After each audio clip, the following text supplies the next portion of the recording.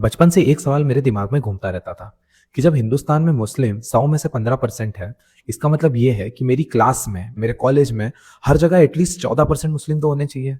वो मुझे कहीं भी नहीं दिखा। लेकिन अगर मैं किसी पान की दुकान पर सिगरेट पीते हुए लोगों को देखूं, या गवर्नमेंट अस्पताल की लाइन में लगे हुए देखूं, या कहीं पर कर्जा बट रहा हो और वहां पर कर्जा लेते हुए देखूं, तो आपको 100 में से 50 लोग मुस्लिम मिल जाएंगे। अस्सलाम वालेकुम। आज बात करते हैं कि इंडिया के मुस्लिम्स इतने ज्यादा परेशान क्यों हैं। दुनियावी एतबार से स्टॉक मार्केट का एग्जांपल देकर आपको समझाता हूं। तो जब भी हम किसी स्टॉक को खरीदने जाते हैं तो एक चीज होती है जिसको बोला जाता है इंट्रिंसिक वैल्यू। इंट्रिंसिक वैल्यू का मतलब होता है उस पर्टिकुलर कंपनी के स्टॉक की असली कीमत। और देखिए, असली दुनिया में भी यही चीज चलती है।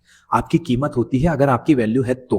आज के समय में मुस्लिम्स ने एक रट लगा ली है, सरकार ऐसा कर रही है, सरकार वैसा कर रही है। आप कौन होते हो सरकार के भरोसे बैठने वाले? आपने अपने इंट्रिंसिक वैल्यू खुद गिराई है। आज के टाइम में आपके लिए मोटिवेशन कौन बनता है? वो टिकटॉक पे नाचने वाले या कोई गाली देने वाला कॉमेडियन? आपके बच्चे यही देख रहे हैं और वो यही बनने की कोशिश कर रहे हैं। और इस तरीके के लोगों की इंट्रिंसिक वैल्यू जीरो होती है। दुनिया का सिंपल उसूल है, माइट इज राइट, जिसकी लाठी उसकी भैंस। इजराइल ने फिलिस्तीन में लाखों बच्चे शहीद कर दिए, लेकिन अमेरिका ने फिर भी इजराइल को हथियार भेजे। उसकी वजह जानते हो क्यों?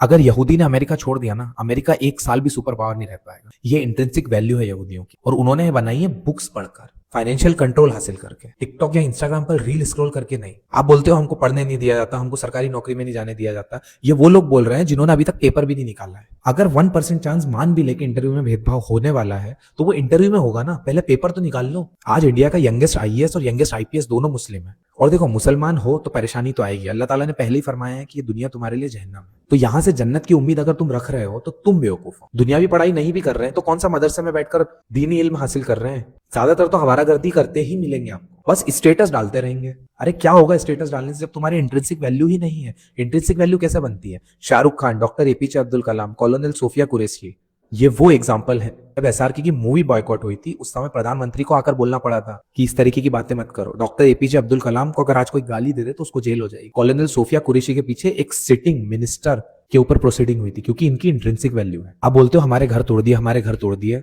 20-20, 25-25, 30-30 साल थे आपके पास, आपने ईएमआई पे फ्रिज और एसी उठाए हैं, ईएमआई पर मोबाइल उठाए। अगर वही पैसे जमा कर रहे होते ना, आज डबल मंजिल घर बन जाए। और चलो मान लो तोड़ भी दिए। 20 करोड़ मुस्लिम है देश में, 20 करोड़।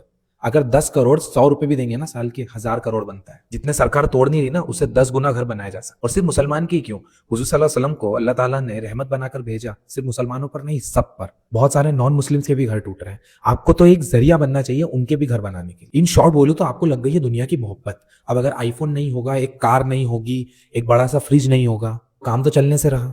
देखो, एक लाइन में बोलूं तो अपनी इंट्रिंसिक वैल्यू बढ़ानी पड़ेगी, और इंशाल्लाह कैसे बढ़ाएंगे उस पर मैं और वीडियो लेकर आऊंगा।